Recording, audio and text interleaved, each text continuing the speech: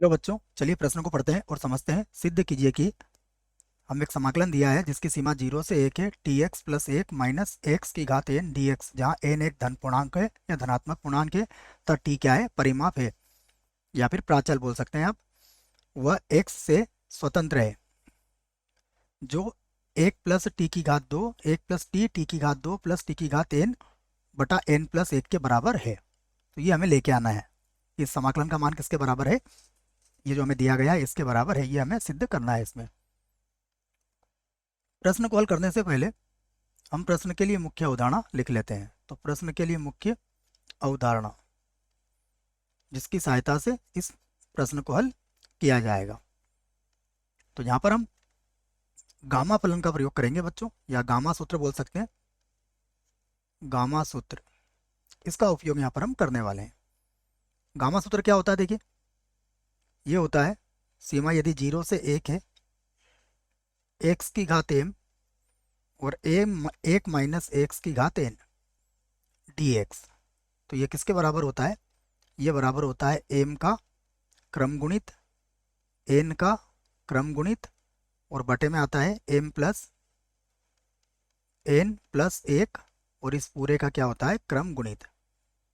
तो ये सूत्र है, ये गामा सूत्र कहलाता है बच्चों, याद रखें आप इसको। अब चलिए, जिस प्रश्न को हमें हल करना है उसको हम यहाँ से हल कर लेते हैं। तो ये मैं यहाँ से इसको लिख लेता हूँ। 0 से 1, यहाँ पर है टी एक्स और प्लस 1 माइनस एक्स की घात कितनी है, एन है, और एन आपको कहा गया है धनात्मक पूर्णांक है। तो यहाँ पर द्विपद प्रसार से हम इसको हल कर लेंगे। तो द्विपद प्रसार यहाँ पर लगाते हैं। यहाँ से मैं बराबर लगा देता हूँ। द्विपद प्रसार से क्या होगा, ये होगा एन सी 0, उसके बाद टी एक्स की घात एन माइनस 0 अर्थात एन, और 1 माइनस एक्स की घात कितनी हो जाएगी, 0। उसके बाद होगा एन सी 1 टी एक्स की घात एन माइनस 1 और 1 माइनस एक्स की घात कितनी हो जाएगी, 1। उसके बाद होगा एन सी 2 टी एक्स की घात एन माइनस 2 और यहाँ पर आ जाएगा 1 माइनस एक्स की घात 2। इसी क्रम को हम निरंतर जारी रखेंगे। देखिए, तो ये हो जाएगा हमारे पास N C N T X की घात एन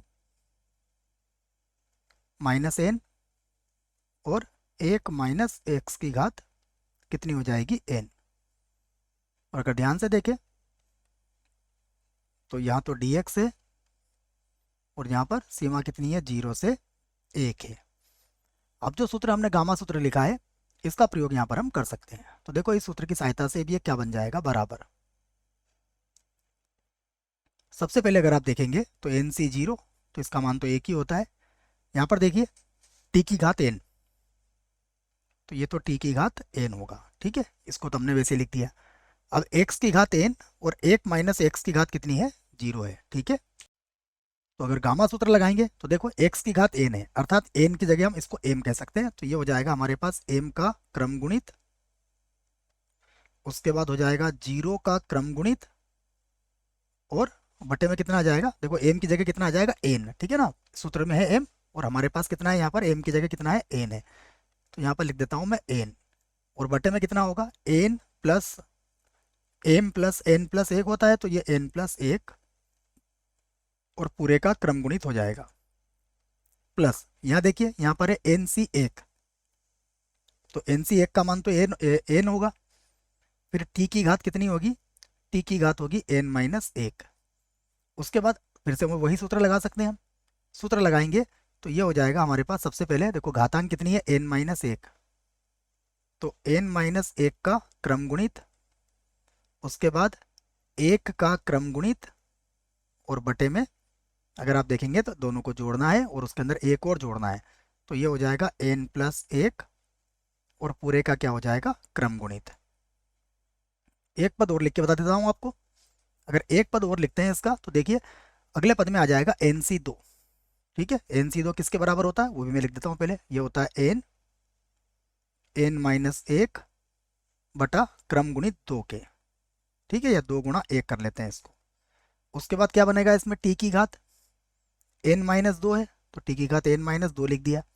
उसके बाद देखिए फिर अगर हम सूत्र लगाएंगे तो सूत्र से क्या बन जाएगा, ये मैं यहाँ से लिख देता हूँ इसको, या थोड़ी सी जगह है बच्चों यहीं कर लेते हैं इसको। तो ये हो जाएगा एन माइनस दो का क्रम गुणित, उसके बाद होगा दो का क्रम गुणित और बटे में इनका योगफल। जोड़ेंगे तो माइनस दो से प्लस दो तो कट जाएगा, क्या बचेगा, एन प्लस एक का क्रम गुणित। ठीक है, अंतिम पद की तरफ मैं आपको लेके चलता हूँ। अंतिम पद में देखें तो देखो हमारे पास एन सी जीरो का मान भी एक होगा, यहाँ टी की घातांक भी जीरो हो जाएगा, इसको भी लिखने की जरूरत नहीं है, मैं यहाँ पर पहले डॉट डॉट लगा देता हूँ। ठीक है, फिर प्लस, और यहाँ पर देखिए एक्स की घात जीरो हो जाएगा तो हम इसको लिख देंगे जीरो का क्रम गुणित, जीरो का क्रम गुणित, उसके बाद आ जाएगा एन का क्रम गुणित और बटे में कितना आ जाएगा, एन प्लस एक का क्रम गुणित। अब अगर आप इसे ध्यान से देखें तो देखो ये क्या बनेगा, ये बनेगा टी की घात एन, बराबर लिख रहा हूं मैं, बराबर यहाँ होगा टी की घात एन और बटे में कितना आएगा, देखिए बटे में आएगा हमारे पास, अगर एन प्लस एक को हम क्रम गुणित के बाहर ले लेंगे बच्चों तो एन के क्रम गुणित से एन का क्रम गुणित कट जाएगा, अर्थात एक बटा एन प्लस एक बचेगा। तो बटे में कितना बचेगा, केवल एन प्लस एक ही बचेगा। फिर प्लस, इसको देखिए, इसको हल करिए आप, तो यहाँ पर एन भी है, अगर आपने एन प्लस एक को बाहर लिया तो यहाँ पर एन और एन को भी बाहर ले लेंगे बच्चों आप, तो ये कट जाएगा। यहाँ पर भी क्या बचेगा, टी की घात एन माइनस एक, यहाँ भी बचेगा टी की घात एन माइनस एक और बटे में कितना आ जाएगा, एन प्लस एक। ठीक है, आगे भी आप इसको हल कर सकते हैं। देखिए इसी प्रकार जब इसको हल करेंगे तो यहाँ पर भी क्या बनेगा, टी की घात एन माइनस दो, टी की घात एन माइनस दो और बटे में कितना आ जाएगा, एन प्लस एक। और अगर आप इसको निरंतर आगे भी लिखते हैं, आगे लिखते हैं तो देखो जीरो का क्रम गुणित एक होता है और ये फिर से एन प्लस एक जब बाहर निकलेगा तो एन के क्रम गुणित से कट जाएगा, अर्थात आ जाएगा एक बटा एन प्लस एक। तो देखिए अब हमारा उत्तर आ चुका है। हम चाहें तो इसको ऐसा भी लिख सकते हैं, कैसा, एक प्लस, जैसा हमें सिद्ध करना था, ठीक है, एक प्लस टी प्लस, इस प्रकार से एक प्लस टी की घात दो और प्लस टी की घात एन। ठीक है, और पूरे के बटे में अगर लघुत्तम की बात करेंगे तो पूरे के बटे का जो लघुत्तम होगा वो किसके बराबर आ जाएगा, एन प्लस एक के बराबर आ जाएगा। देख लीजिए एक से स्वतंत्र भी है और ये हमारा उत्तर आ चुका है। तो यहाँ पर हम लिख सकते हैं कि सिद्ध हुआ। यहाँ पर क्या लिखेंगे हम, सिद्ध हुआ, सिद्ध हुआ। एक बार वो लिख लेते हैं मेरे बच्चों, सिद्धि करना था हमें, सिद्ध हुआ को हम एक बार और लिख लेते हैं, सिद्ध हुआ। आशा करता हूँ बच्चों प्रश्न का उत्तर समझ में आया होगा। धन्यवाद।